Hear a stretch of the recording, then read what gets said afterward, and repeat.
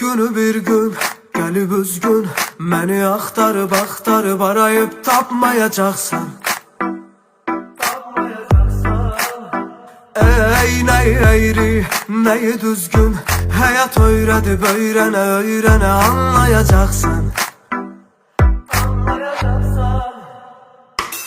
Axı dünya kimə qalmış, kimin olmuş ki sənin olsun?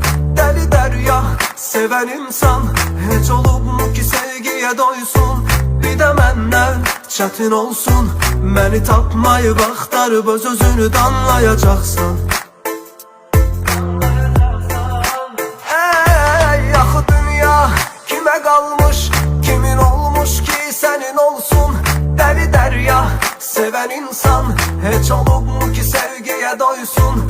Bir də məndən çətin olsun, məni tapmayıb axtarıb öz-özünü danlayacaqsan.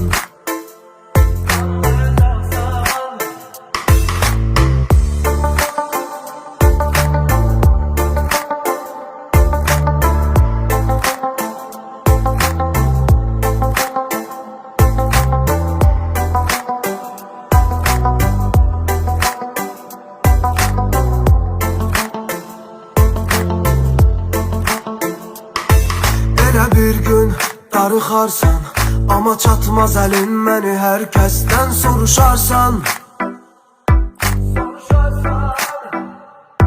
Çətin işdir olsun, sənə sevməyi öyrədən insandan danışarsan.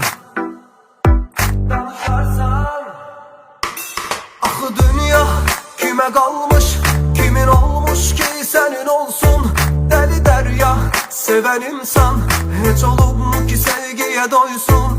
Bir də məndən çətin olsun, məni tapmayıb axtarıb öz-özünü danlayacaqsan.